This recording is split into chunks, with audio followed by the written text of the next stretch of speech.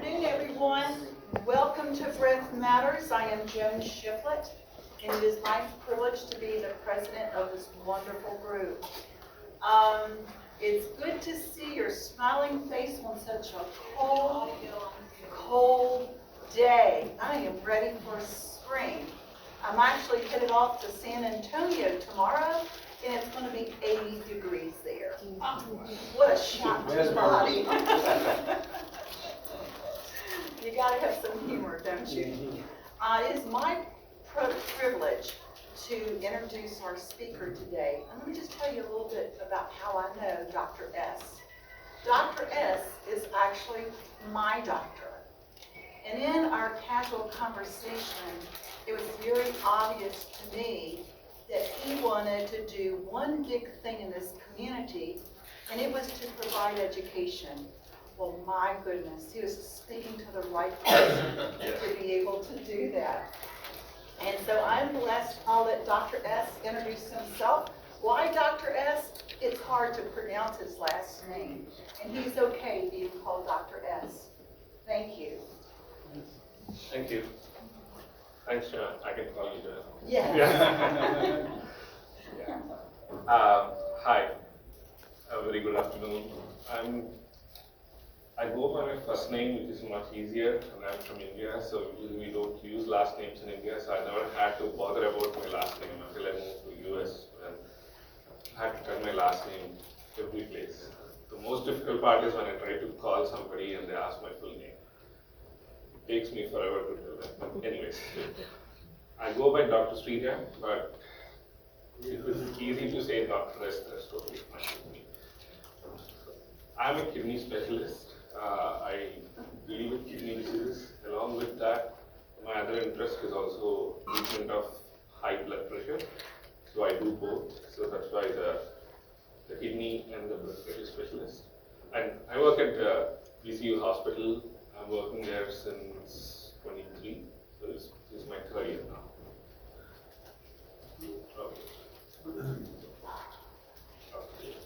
Okay. So very quickly, I don't have any conflicts of interest related to this topic.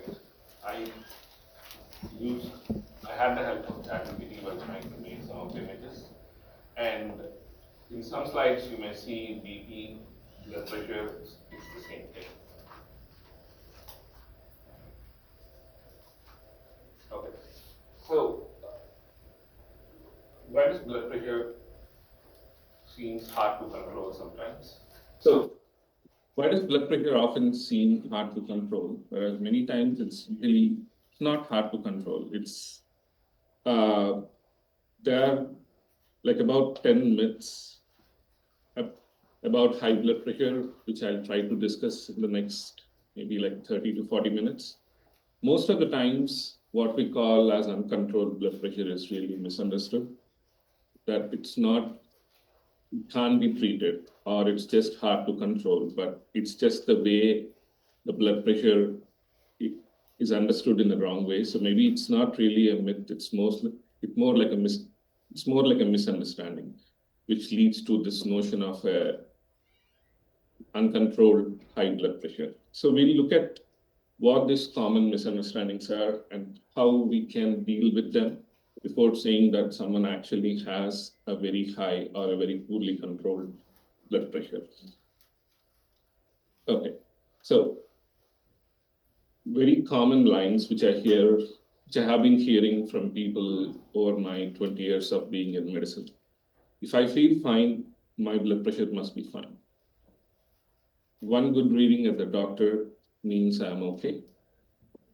Any blood pressure monitor is good enough. Wrist cuffs are just as accurate as arm cuffs. Small blood pressure changes don't really matter. Once you start your medications, your job is done. All blood pressure medications work the same way. Salt intake only depends on what I add at the table. Young people don't get high blood pressure. If blood pressure is hard to control, nothing else can be done. It's like we are doomed for the rest of the life. So, no, we can manage most of the stuff. In fact, all of the stuff. Okay. The first one, if I feel fine, my blood pressure must be fine, which is very common. I hear from every person, and there's really, I mean, it's true in a sense because really blood pressure doesn't have any symptoms unless your blood pressure gets really out of control, like very, very high or very, very low. You won't really feel anything as long as it's within a certain range. And there is a reason why high blood pressure is called a silent killer, because it does have effects on every part of your body. It doesn't affect everything from brain to the toe. It causes changes in the brain, eyes, heart, kidneys, and blood vessels.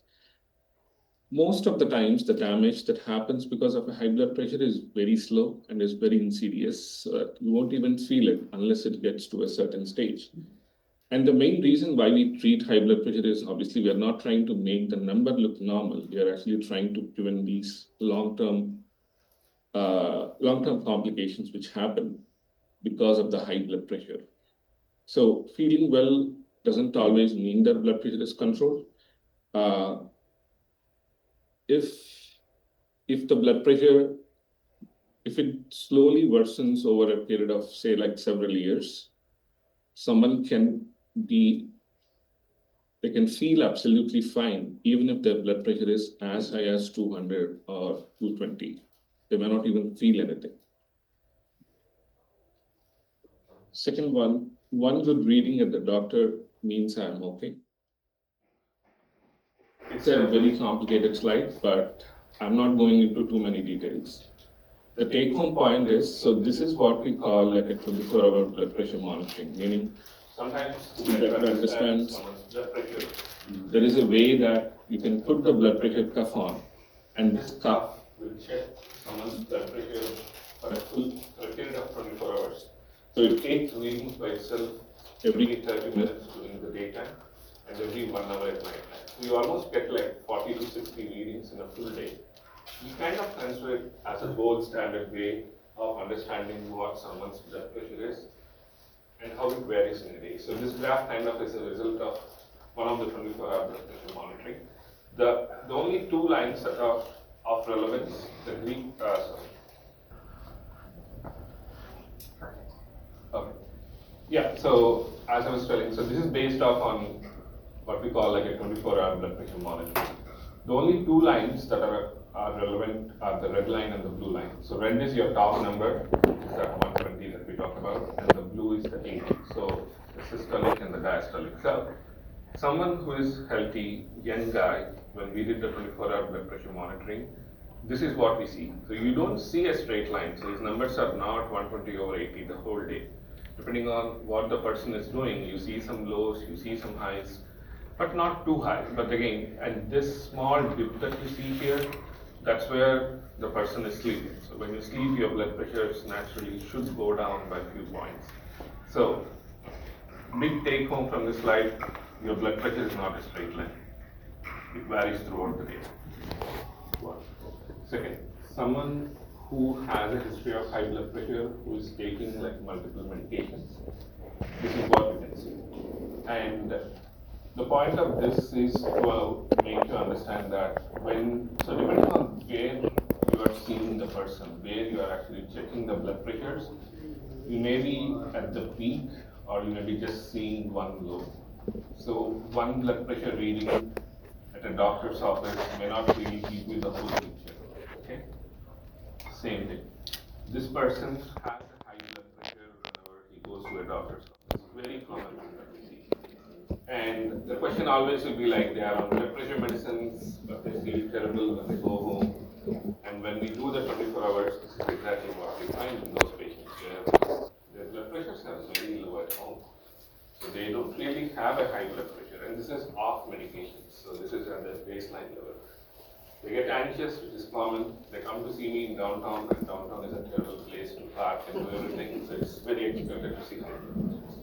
So all preaching to the same point. One reading doesn't really tell you the story of that. And it goes up and down. Okay. So then, which blood pressure readings matter the most? Should I do it at home? Should I do it in the doctor's office or both? Home blood pressure reflects your real life. So you are doing your blood pressures at your own place, it reflects everything that's happening around you, including the stressors and the non-stressors. So again, home blood pressure kind of reflects real life. So that's one. Second thing is, since there is so much of variation which will happen with blood pressures, more readings always give you more picture about what's happening with a particular person and helps to better understand how their blood pressure tracks. And this is where we talk or we emphasize a lot on the so-called self-measured blood pressure monitoring, meaning do your own blood pressures at home, even if the doctor is checking your blood pressure in the clinic. And it gives a more complete picture of what's happening over time. It's not supposed to come this way, but basically, how will you position yourself before you check your blood pressures at home? So, common things which I hear from people, I do it in the sofa, I sit on the side of the bed, I lie on the bed and I check it, or sometimes I'm in the living room with my family or friends, I'm watching TV and then I'm checking your blood pressures. In short, no, nothing works out because your readings can be all over the place if they are done in an incorrect way and if they are done in an incorrect position. So what? So how do you measure home blood pressure? It's one of my most important points which I emphasize with every patient that I see in my clinic. Lot of steps. It sounds very tedious. It almost feels like maybe I shouldn't check my blood pressures if I have to go through so many. What I would say is when I see someone who has a poorly controlled or a high blood pressure or a variable blood pressure, at least for the first few weeks, maybe like 2 weeks or 3 weeks, I ask them to make sure they do everything, to follow all the steps so that I get a very realistic picture of where their blood pressure is, what is happening with them in terms of readings. Once I'm able to control their blood pressures with the right medicines, and we see that pattern at home where blood pressures are coming down nicely, you can definitely space out the readings. We don't expect everyone with high blood pressure to check their blood pressure every day. It's only during the times when the blood pressure is high and when we change any medications, that's when we want to see more readings because we would like to know that we are not over-treating or under-treating the high blood pressure. Once it's stable, you can definitely space out. We don't, even if they do it, I would say once or twice a month, someone who has a very stable blood pressure, that's good enough. So how do you do it? You have to do it in a proper way. There are some steps which need to be taken into consideration before you start checking blood pressure, meaning essentially no coffee, no smoking, no exercise for at least like 30 minutes before you are planning to check your blood pressure. If someone had had a meal, wait for at least half an hour. Usually we ask when we are trying to monitor at least 2 times a day, once in the morning before you take your blood pressure medicines, and the second time is close to bedtime, because we get to know how well the medications are acting. Like if you check the blood pressures before you take the medicines, we expect the medicines to work the whole day. So that will help us to understand that. You need to make sure the bladder should be empty and it should be in a quiet space. Reason why we have so many things coming into places, each and every one of this will make the blood pressure go up. Common thing that I hear from clinic, just had a coffee or just had a cigarette and their blood pressures are 150s. We keep them in for 30 minutes or more and then we redo the blood pressure, it comes down to 130. So it has an effect. Similarly, if you exercise, your blood pressures go up, and that's a normal response of your body. Even if someone has a normal blood pressure, if they exercise. Okay, so yes. So each and every one of this has an influence on your blood pressure, and again, exercise will increase blood pressure. So, and that's a normal response. So just because someone's blood pressure went up during some exercise or after caffeine, just because the chemical is having an effect on your blood pressure doesn't mean they have a high blood pressure. Same reason why we want everything, we want everyone to follow most of the steps so that we can actually rely on the readings. The other common question which I get here is, obviously, all through the day, I'm not sitting quietly. It's not like I'm not drinking coffee the whole day. I do it, so my blood pressures change. Then how is sitting and doing in a proper way going to reflect my true blood pressure? That's a very common question that I hear. The point is, variations in blood pressure, as long as they are within a certain range, don't really have any impact on what happens because of the high blood pressure. Say for example, if someone has a normal blood pressure to begin with, if they exercise, their blood pressure goes from 120 to 150. That 150 won't have any impact on their long-term health. Again, the reason why we treat high blood pressure is not to keep the numbers normal. We are just trying to prevent the complications, the heart disease, kidney disease, or the brain-related diseases. So these variations which happen because of smoking or, I shouldn't say smoking, coffee or exercise or something else, it won't have long-term impact, but it's really the readings which are done in a proper way, trying to eliminate these factors. Only these readings have like consistently shown an association with all the long-term complications of high blood pressure. So that's why we can't take a random blood pressure reading, because it really doesn't mean anything in terms of what will happen to that person after like 5 to 10 years. So, and how do you position yourself? Big steps. Always sit in a chair. You can't sit on any on a bed, or you can't keep the legs up. We can't lie down and check your blood pressures. It has to be in a sitting position. Back should be well rested. Both the feet on the ground. Because we are just trying to relax all the muscles in the body as much as we can. Because if some muscle is in a state of tension, like if you try to bend or if you try to keep your legs crossed, the muscles go into a state of tension, and just that act is enough to increase your blood pressures. You want both hands to be rested. The hand that you're checking your blood pressure should be slightly up, it shouldn't be completely down. Reason being, the cuff should be at the level of your heart. So the heart is nothing but this bone that you have in the center. So this is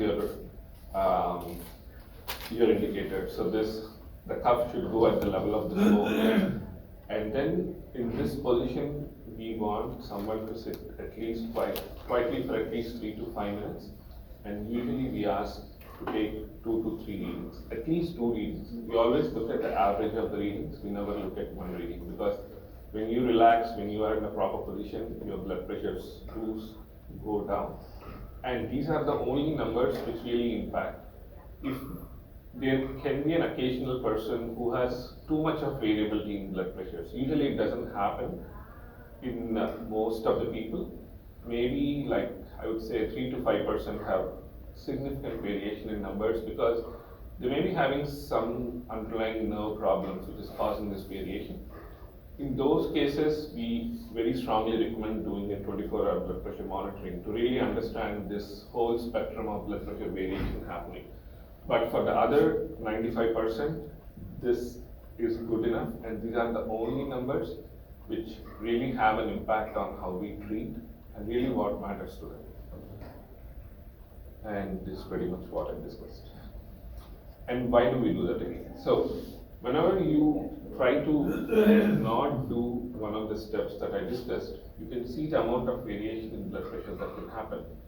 It can go up to 10 millimeters mercury. So, the true reading can be 120, but if it's done in an improper way, your reading could be 130 or 140. You don't want to treat a wrong number, because over-treating blood pressure also has complications, which everyone knows. You don't want anyone's blood pressure to go down, because doing it in an improper way, then giving them too much of medication, they go back home, and when they are more relaxed, quite possible their blood pressure will just go into 90 or 100, which can be associated with risk. So we don't want to over-treat, and we don't want to under-treat. I got a question. Yes, sir. When I go to the doctor's office, I come in and they check my blood pressure. It's winter time and I have on this thick shirt to keep me warm. And I say, do you want me to take my shirt off? They say, no, don't bother. Yes. And they stick it over my arm and take the blood pressure reading. I don't. Would you repeat that so the people in the audience can? Yes. This is a question which again, Good question. I'm pretty sure I'm going to hear this question, and thank you for asking. So really the question is, if this is so important, then why it's not done in a proper way when I go to my doctor's office? Absolutely, you're right. And so this is what I'm trying to do at VCU, trying to make it more standardized in my clinic first, and then slowly expand at least to the kidney clinic first, and then hopefully people start recognizing it. This is one of the things that everyone knows, but it happens. Yeah. But yes, since now you know that, maybe you can just ask them to do it in a proper way for you. But I agree, that's a common problem that I see everywhere. It happens to me when I go to my PCP office. I don't object to it, I just sit there and have them do it. I check my own blood pressure at home from time to time if needed. So should it be your bare arm, or can you have? It's always bare arm. Always bare arm. Sorry, in case I missed it. Yes, great point. If we have this, when we go into doctor's office, I will tell the person, I talked to a specialist, you need to do it this way. Absolutely, please. Lot of times, sorry, go ahead. Active listening, What is it? huh? Can you tell me what active listening is? Is that like where you're not talking, but someone's talking to you?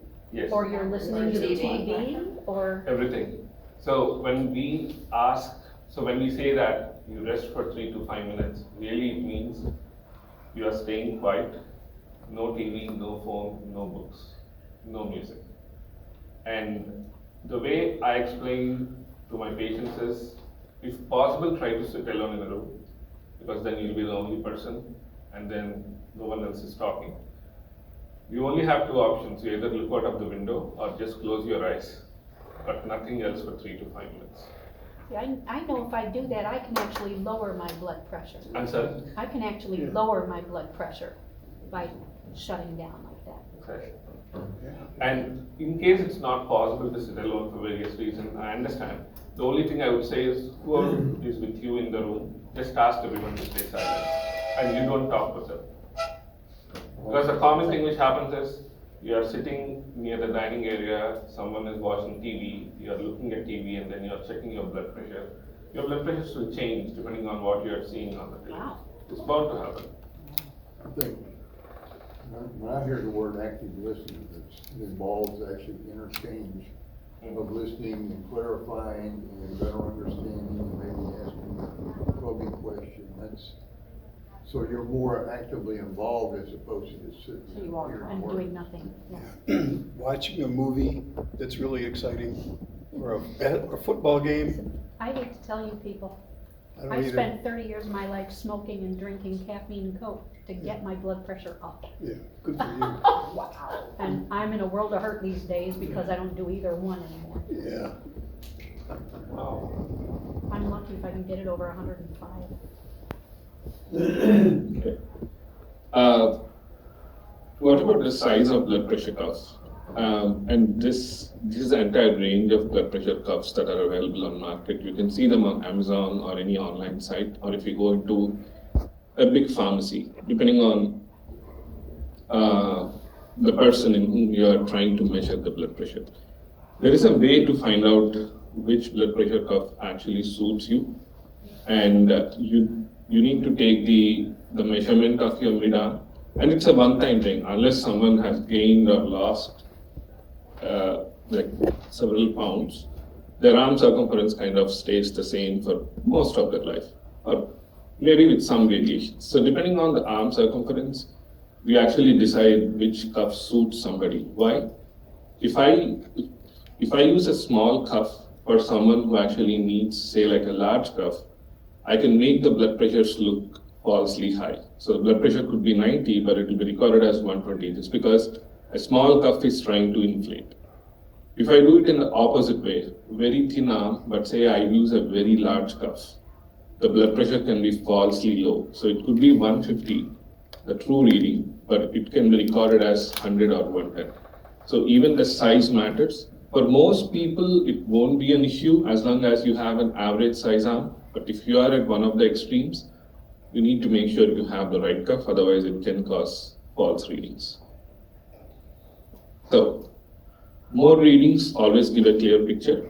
The goal is, again, big thing, it's not about over-checking, it's not about overdoing things, it's really about a consistency. When we are worried about changes in blood pressures like high or low, or if someone makes changes with the blood pressure medications, doing it in a proper way, in a more consistent way for 2 or 3 weeks will give way more information rather than trying to do it more often. Because if you take more number of readings, sometimes it will also increase the anxiety at baseline, and it really doesn't help the whole picture, because what we are trying to do by sitting calm, trying to avoid everything else, is to try to decrease the outside stress factors. So you don't want your own internal stress to go up by checking pressure so many times. And so home blood pressures are helpful. We talked about it. I'll just skip to the next one. Okay. This doesn't mean clinic blood pressures are wrong. Many research studies use clinic blood pressures as the marker. As he said, the biggest thing is really how they are done. As long as you follow most of the steps and do it in a proper way, clinic blood pressures are highly reliable. And of course, these are some of the common issues that we notice. This is the way my blood pressure gets checked every time when I go to my PCP's office. I'll be sitting on the exam table, my legs are hanging, and I'm just talking with the nurse, they check my blood pressure. So I absolutely agree with what you're saying. Unfortunately, it's a huge cultural shift which needs to be done, and it's not just here. It happens many places in the world, almost everywhere. Yeah, it needs a huge cultural shift. It has to happen from the level of medical education to nursing education, and then slowly it will percolate to the level of clinics. So it will take some time, probably a few years. So, okay, so the next point is any blood pressure monitor good enough? There is some tricky part about the blood pressure monitors that we use routinely, whether at home or at the hospital. These blood pressure so we previously used to have like the mercury manometers, where they used to inflate the cuff and they used to directly hear for the blood pressure sounds and everything. So that's kind of a gold standard way to actually measure someone's blood pressure. But because of the concerns with like the toxic effects of mercury and all, they stopped it. So all the blood pressure cuffs that we have, whether the ones that we use at home or in the clinic, they pretty much look the same, just difference in terms of the size. They don't directly measure your blood pressure. They actually have an algorithm, kind of a calculation, a calculator inside. So it will look at only one parameter, and based on that, it kind of predicts your blood pressure. Most times it's accurate. It's almost accurate. So we need not question the validity of those readings. But the big thing is what kind of machine you have used. Reason being, if the monitor that's designed by a specific company, if it went through all the standard testing, they have an AIMX standards that they use. So as long as it goes through the testing and as long as they confirm that this monitor can give accurate readings every time, that's perfect. It's not that we can't use other monitors. The only thing that I would say is, because sometimes because of the availability and the place where you are, you may or may not have access to those monitors. But as long as you can get your monitors, you can take them into any clinic or like any physician's office and have them validated against their own equipment. If the readings are, say, like within 2 or 3 points, your monitor is working good. So if you have a standard monitor, it's perfect. And this is the website that it has a list of all the standard monitors. I'll share the slides so that it'll be easy for you to look at this. Or at least do a yearly check with your doctor's office. Make sure you take the monitor in, have them check blood pressure with their monitor and your monitor, and make sure it's still working good. Because we don't want a monitor to be the reason why the blood pressures are falsely either high or falsely low. And this is the website, so it has an entire list of all the standardized blood pressure monitors which can be used at home. Office is nothing but clinic or a hospital. Okay, so a blood pressure number is only as good as the machine that produced it. So before changing any medications, make sure that we can actually trust the blood pressure number. Next one, the wrist cuffs are just as accurate as arm cuffs. None of the wrist cuff-based blood pressure monitors are validated. Very difficult to confirm how accurate those readings are. In exceptional cases, for whatever reasons, if that's the only way that someone can monitor their blood pressure at home, we are okay. I mean, I'm not saying they're 100% accurate, but at the same time, they don't have access to arm cuffs for various reasons. So the best thing that we suggest is at least to make sure they follow all the other steps of monitoring their blood pressure as much as they can. The other big thing is making sure you keep the arm in the right way. Because for arm cuff, it's easy. You put it slightly up. So even if you use a table which is slightly at a higher level, or if you use a pillow, you should be able to keep the cuff at the level of your heart. With wrist cuff, it becomes tricky because it's much lower down. So making sure you keep your wrist over the opposite shoulder will keep the cuff at the level of this bone or at the level of heart. So, and at least based on that, we can get an approximate readings. These are not as accurate or as good as the arm readings.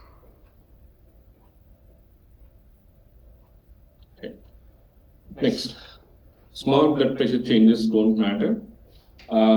So even if we can decrease someone's blood pressure by as little as like 5 points or like a 5 millimeters mercury, that has a huge impact in the long term. Not that 5 is our only goal, but it's a small step to begin with. So even if we can make that small change over a period of time, it will have a good impact in terms of decreasing their overall risk of having a certain complication. And again, blood pressure damages, the damage due to high blood pressure happens very slowly. It happens over a period of time. The target blood pressure that we want is to keep the top number below 130, and we want the bottom number to be below 80. And this 130, 80 is based on the fact that someone has actually done all the steps that we discussed in the previous slides, and we have an average of 2 blood pressure readings. And definitely small improvements in blood pressure will add up over a period of time, and they'll have a good impact in terms of decreasing the overall risk of complications. The other part is, next thing is about, once you start medications, is the job done? The key part is the consistency, because blood pressure medications work the best if the pills are taken every day and not as occasional basis, because again, as I mentioned in the initial part of my presentation, high blood pressures, you don't have any symptoms. So it doesn't happen often, but sometimes we hear this from patients that they have missed pills, but they're still feeling okay. And that's only because as long as your pressures don't go beyond a certain number, and if it's a slow change in the blood pressures, you won't really feel anything. So the only way to ensure the blood pressures stay under control is by using the pills on a daily basis. And what doesn't work? Skipping doses, stopping medications when the readings improve. So there is the other big thing which I hear commonly, that someone gets started on medications, their blood pressure becomes well controlled, and then someone stops their medications because their blood pressures are now good. There are few conditions where blood pressures can become very well controlled even without medicines. The common scenario that I see is if someone loses a lot of weight because of either their lifestyle habits or because of all the new medications which are in the market, they can have a very good control of their blood pressure. That's one big thing. Or if there are some conditions which can contribute to or which can make the blood pressures very high. So if you can treat those conditions, sometimes blood pressure control can be achieved.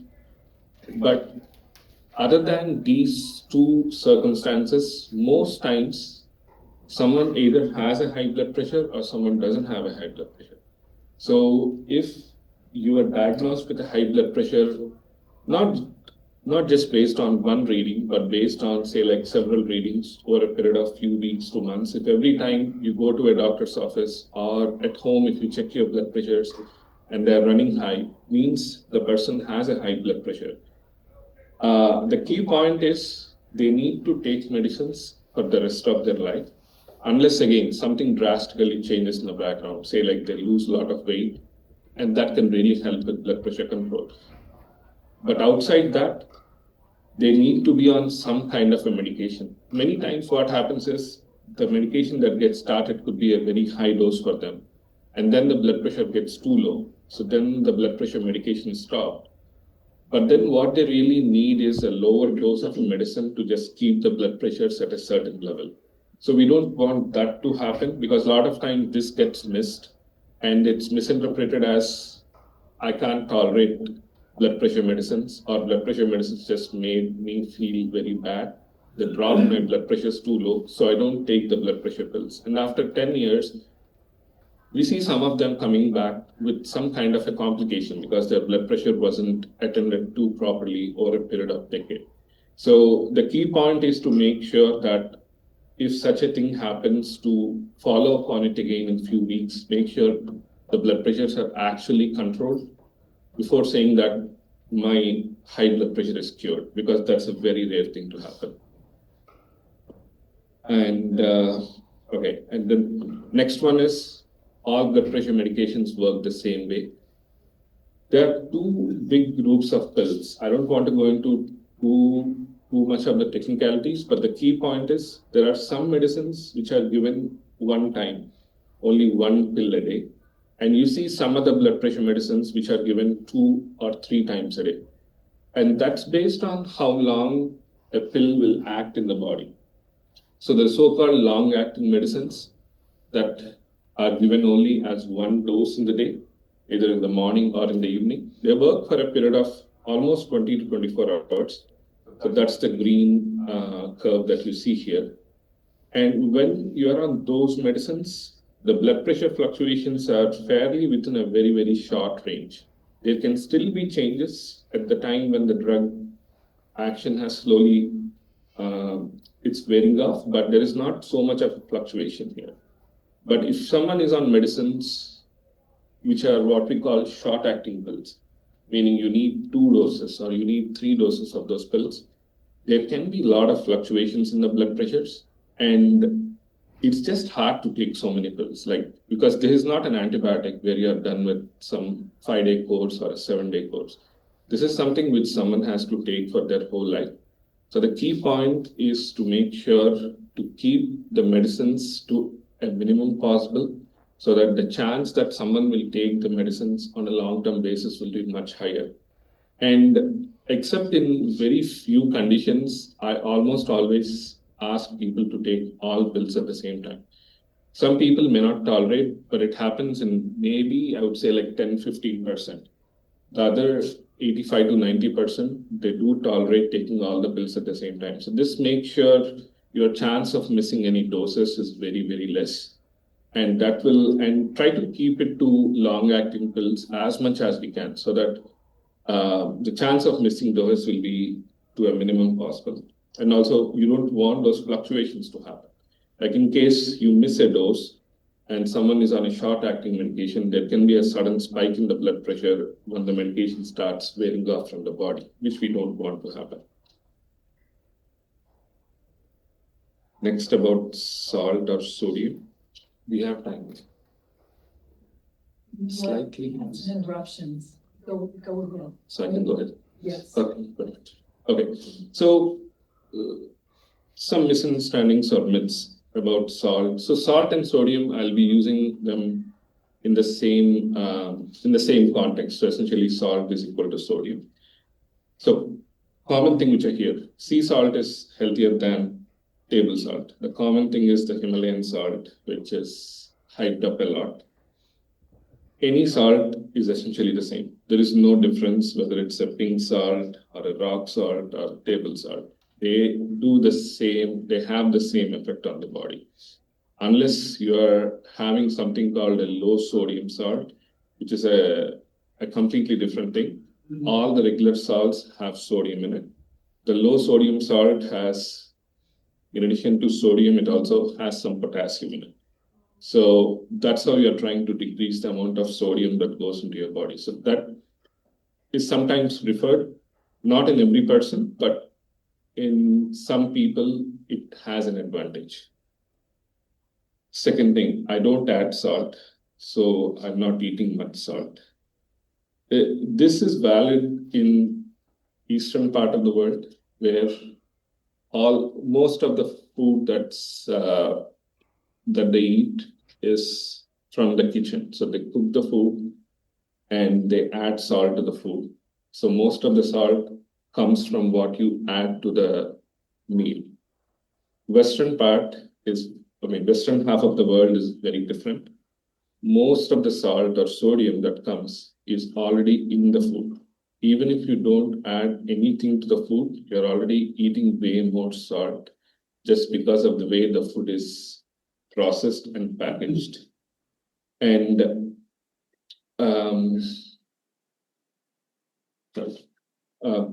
the other common thing, low sodium means the food doesn't have a flavor.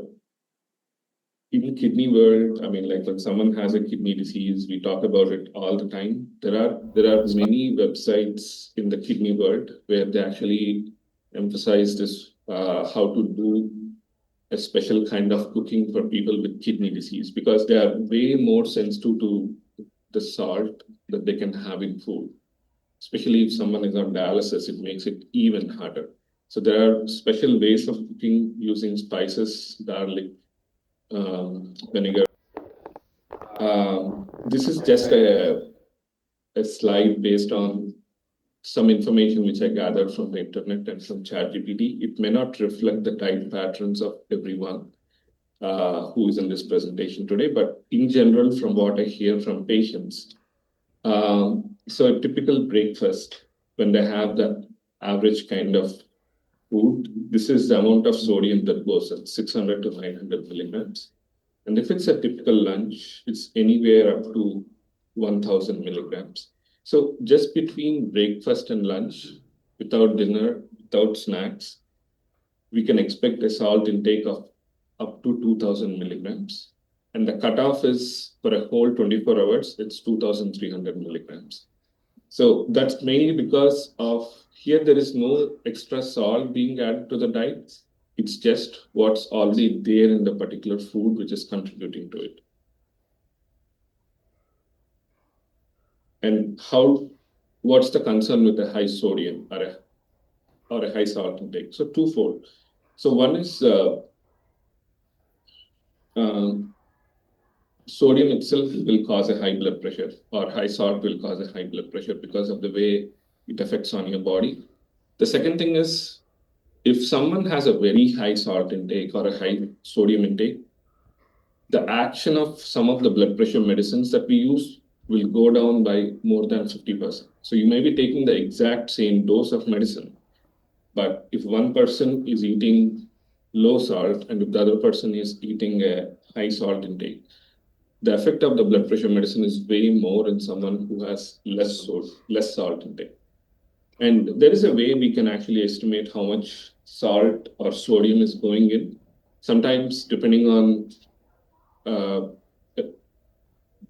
the patient I'm seeing, I do what we call like a 24-hour urine collection. So it's a tedious job, not the best thing. You actually collect all the urine over a period of 24 hours, starting from 6 a.m. this morning to 6 a.m. next day.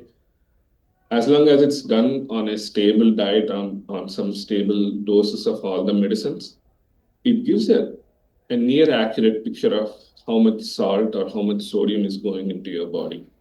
And I saw a lot of surprises, very different from what the patient admits to me. But again, I understand they're not trying to cover up anything.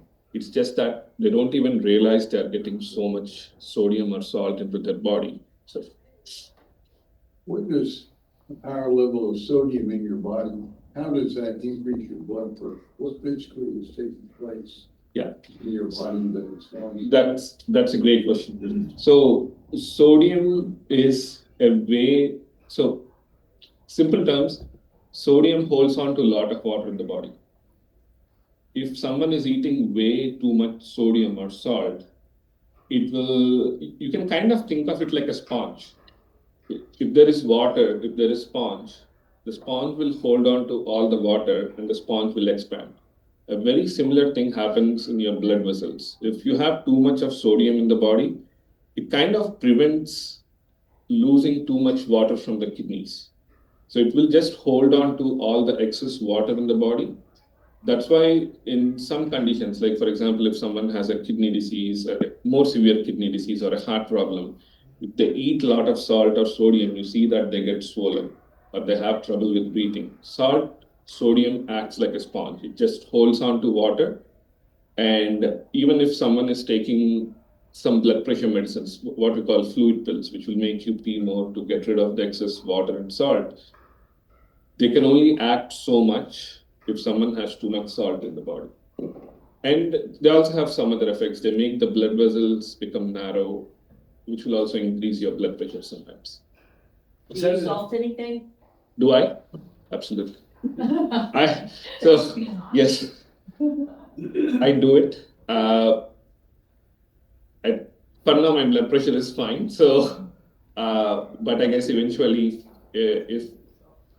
but what I'm trying to do nowadays is I'm changing the salt that I'm eating. In the sense, I'm trying to include more of this potassium-based salts. Eating completely potassium-based salts is hard. I tried it once. It just messed up my whole meal, and I had to just throw it in the dustbin. But yeah, it has like a metallic taste if it's like 100% potassium. So it has to be at least like 50% potassium or like 75% max. But even 75% is a lot. It has a very weird taste. So 50-50 is a much better way so that you're not getting too much sodium, but you still have the taste. But again, potassium is kind of tricky because it depends on the type of, it depends on what's happening with the person. Like for example, if someone has a kidney disease, we don't recommend eating a lot of potassium because of complications. So it's a very case by case thing. I can't suggest that everyone should be on a potassium rich diet. It's very tricky in that sense. Okay, probably skip this. Okay, yes. In your description of the sponge holding water, is that inflammation or related to inflammation? Yes, there is an element of inflammation, but you can literally think of it like sponge and water. It just holds on to too much fluid in the body. Then if you have two people, like say one person is eating too much salt and the other person is eating, say like less salt or relatively less salt. Over a period of time, this person who is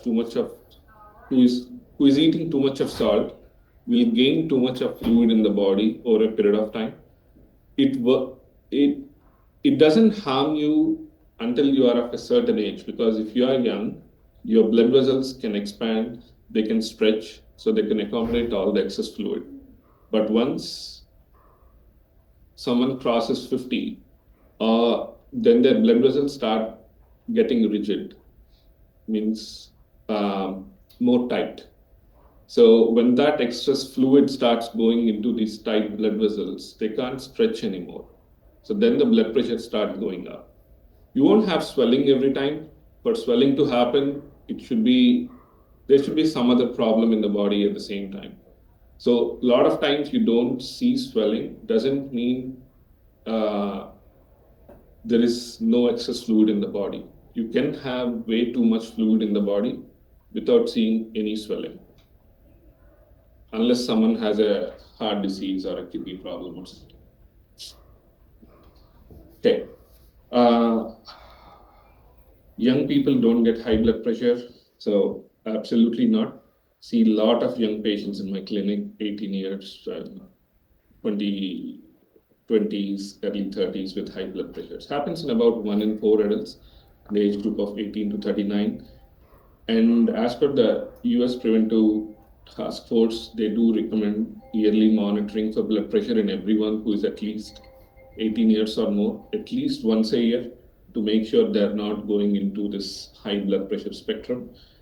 And the other common thing which I hear is like, it runs in my family, so that's why I have a high blood pressure. Yes, it's the cause in maybe half the patients, but half of the patients before the age of 30 or like 30 to 40 years, if they have a high blood pressure, very likely they have something else happening, some hormonal problem, or sometimes there can be blood flow problems to the kidneys, which are causing their high blood pressure. So it's not just about treating them with medications. Young people with high blood pressure, we definitely need to look into all the hormonal problems which are leading to a high blood pressure. Where in about half, we don't find any specific cause, in which case we just treat them like any other patient.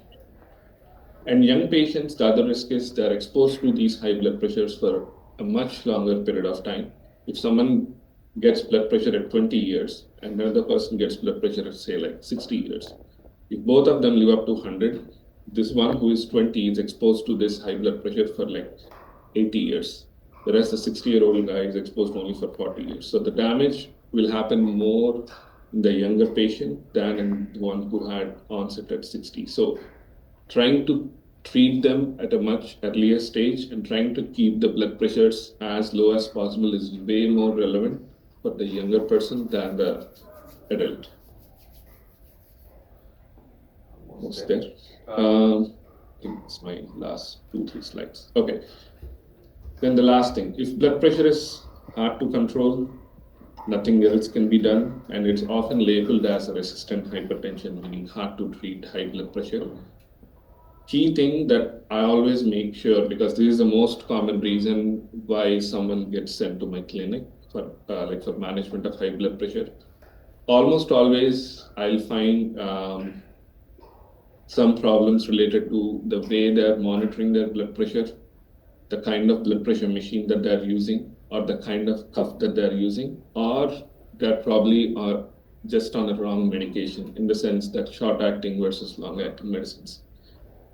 Once we rule out all the common stuff, the next thing is to make sure there is nothing else which is contributing or which is adding to their high blood pressure. Common things, there are some hormonal problems, like there can be problems related to, so there are small glands which sit on the top of, on the kidneys, one on each side. These are called the adrenal glands. Without going into the specifics, these are the glands which produce all your stress hormones and all the sex hormones and everything. So if there is too much production of certain hormones from these glands, and it's common, we see that in about 1/3 of patients, they can cause or they can make the blood pressures worse. So there are ways, simple blood tests to screen for these levels. And if we find any abnormalities, we can treat them in a specific way. Not that we can cure their blood pressure, but at least we can control them in a much better way using specific drugs.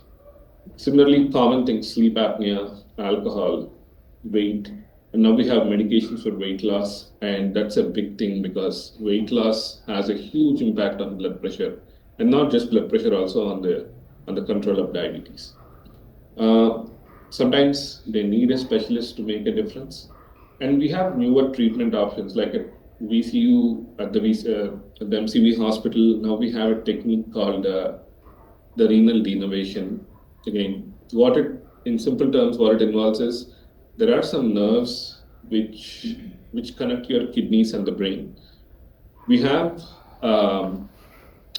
less invasive ways to burn the nerves. It's not a surgery, it's like an angiogram, but it goes only to the kidneys and you burn all these nerves. And that has shown to improve blood pressure anywhere between like 10 to 15 points in about 70% of the people who undergo the procedure. So about 3/4 of them have a good response.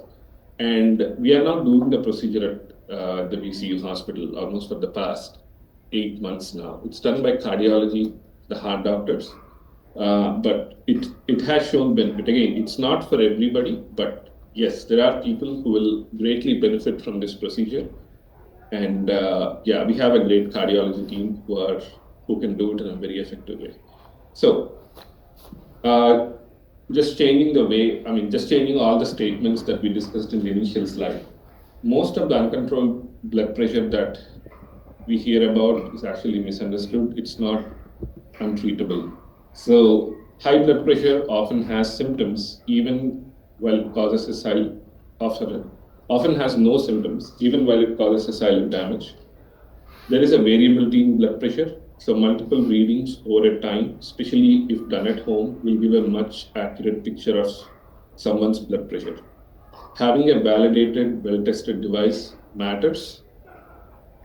We prefer the upper arm cuffs. If you are using the wrist cuff, the most important thing is make sure you keep the forearm in a certain way. Even small reductions in blood pressure do matter in the long term in improving the effects on heart, kidneys, and brain. The most important aspect is making sure the blood pressure pills are taken on a more consistent basis, because fluctuations don't help. We need a more stable control to prevent the complications in the long term. And medications are different. We recommend to do long-acting medicines. Those medicines which can be taken only once a day as much as possible, so that the chance of being on those medicines to have a better control is really good. And salt is not just what we add at the table, it's really a lot of it is also what's already there in the food. We see high blood pressure more commonly in younger population and should not be ignored. And if blood pressure, even with all the measures, if blood pressure is getting hard to control, we need to always look into what else may be adding to this, what else is making it worse. And sometimes a specialist opinion is needed to make sure we can actually find all the causes which are contributing to a high blood pressure. Thank you. Thank you so much for a great discussion. For all the great discussion.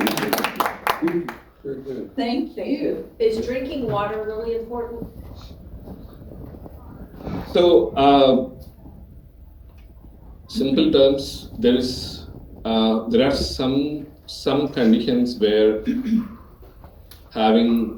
drinking a lot of water is beneficial. Common things, stones. Someone has kidney stones, we recommend them to drink a lot of fluids so that the risk of having new stones goes down. But outside that, I never ask somebody to drink too much of water. It's really drink to thirst. Like if you're going out in the sun, you need more water. If you're working outside, yes, you need more water. Otherwise, my usual recommendation is take anywhere between 70 to 80 ounces a day. And that's because the average urine that comes out is about 1.5 or 1.5 to 2 liters. So slightly more than that. Yeah. I think I saw in your presentation like an optimum or ideal blood pressure 130 over 8, yes, sir. Okay. Do you agree with that? And why is that at that point? Yeah. Is that ideal? Sorry, I missed the last part. Why is that an ideal? I mean, is that for any age group Yeah. and weight and something? Yeah, so there is so this number came from a huge study which was done in the US about like a decade ago. So in that study, what they have found is they have taken about 5,000 to 6,000 people with high blood pressure in the age group of 50 plus. And what they have found is when the blood pressures are below this number or close to this number, their risk of having long-term complications was significantly less.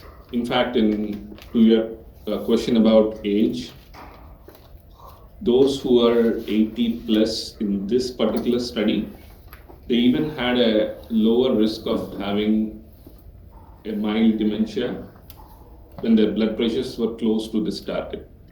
It doesn't. When their blood pressure was close to what?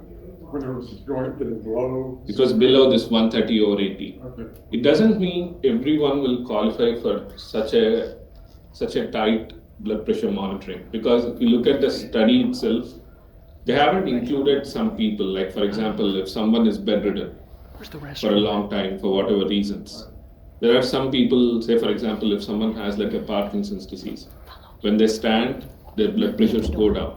They are not, sorry, go ahead.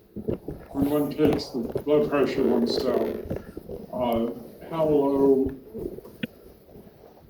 would it go till you get really seriously necessary to call the ambulance? Exactly. You said low? Yes, low. Yeah, so in a way it's very subjective, because some can tolerate blood pressures into the 120s without even 110s without having any symptoms. Only if their blood pressure gets into the hundreds, they start having. But if a particular person has symptoms when their blood pressure, say, gets below 140, I'm not going to push their blood pressure below 130. I'll say that 140 is fine. Let's just keep it here. Don't try to bring down your blood pressure below 140. What I'm asking is in a situation where it suddenly goes to low. Oh, okay, got it. Yeah, so it depends on where it's starting. Say, for example, if someone's blood pressure is usually in the 120s, if it goes up to 90 and if they don't have any symptoms, it can happen when they're going through, say, like some flu, or if they have some diarrhea, or if they didn't eat well for maybe like 2 or 3 days. But if the same person is used to a blood pressure of 140 to 150 for whatever reasons, if their blood pressure goes into the 110s, like 110 or 115, they can start having symptoms. So either you are looking at symptoms which should drive the decision to go to a hospital, or say that if the blood pressure drops by more than some 30 points or something, or if it gets below 90, usually I get concerned because something may be happening and it needs to be urgently looked into. But it's, again, there is no set number for it, because it really depends on everything else that's happening and what was happening prior to that. Thank you. Absolutely. Thank you, Dr. Esther, so much. We are so appreciative of your time and your knowledge. Absolutely. Thank you so very much.